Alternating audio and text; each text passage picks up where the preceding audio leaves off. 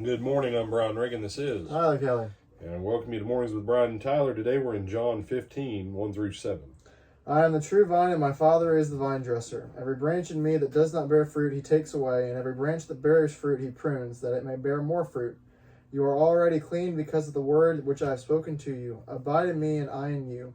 As the branch cannot bear fruit of itself unless it abides in the vine, neither can you unless you abide in me. I am the vine, you are the branches. He who abides in me, and I in him, bears much fruit, for without me you can do nothing. If anyone does not abide in me, he is cast out as a branch and is withered, and they gather them and throw them into the fire, and they are burned. If you abide in me, and my words abide in you, you will ask what you desire, and it shall be done for you. All right, so my Father removes every branch, prunes the tree, right? Then Jesus goes on and he says, you have already been pruned. The word for cleansed and the word for prune is katharizo, from which we get our words cathartic, catharsis. You know, that's the general point. It's the removing away of something that is not healthy. Okay, they're as pure as they're going to be at this point. 3 years with Jesus and his word, they're cleansed.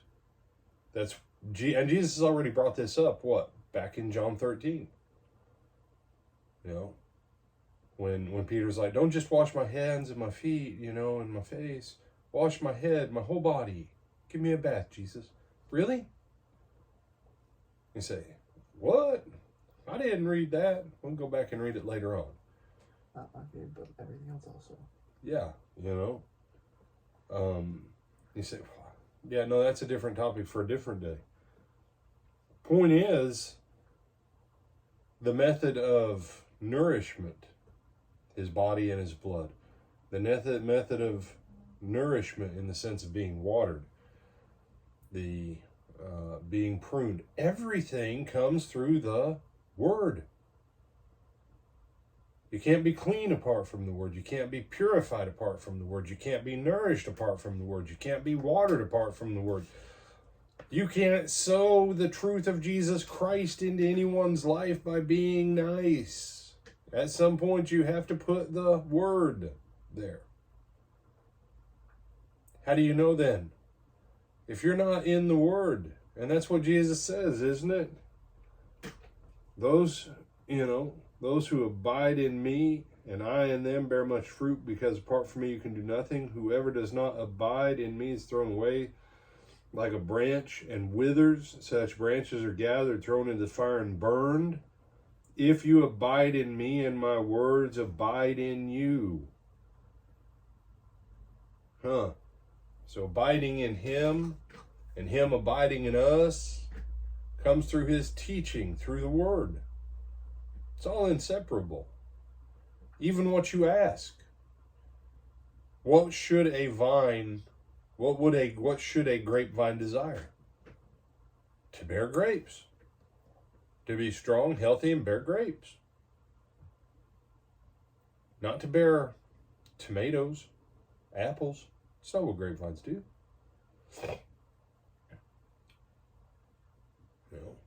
Are there some and I'm just going to say this. If you say, well, my fruit's not visible, there is no such thing as visible fruit. You have to have fruit. You have to be able to put your finger on stuff and say, here's my fruit. No. Some fruit's invisible.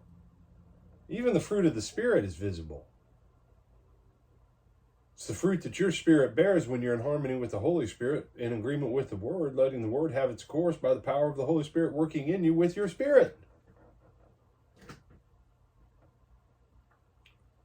Jesus says, whoever doesn't bear fruit is cut off and thrown in the fire. Brother, sister, friend. Frenemy. Some of you got, he telling me what I don't want to hear. I don't like him. Frenemies. Okay, you call me an enemy, but I'm still your friend. If you don't have fruit, you're going to be cut out and burned. Make all the excuses you want. Pretend your fruit's invisible. Pretend that being nice is a fruit. The word nice doesn't even exist in the Greek language. Not anywhere that it's ever used in the New Testament. I don't know if there really was a word for, quote, niceness in ancient Greek, in Koine. I know this, it doesn't exist in any reasonable and reputable Bible translation. Fruit does. Holiness. All those things. Souls. All those things count as fruit. That's all fruit of the kingdom. So, think about it. If Jesus came today, would you be burned because you have no fruit? Because if you abide in him, you'll bear fruit. Therefore, if you're not bearing fruit, guess what? You're probably not abiding in him. And if you're not abiding in him, you only have one destination, and that's the fire. Other thoughts, my brother? No, sir. With that, I'm Brian Reagan. This is Hi, Kelly. We bid you good day.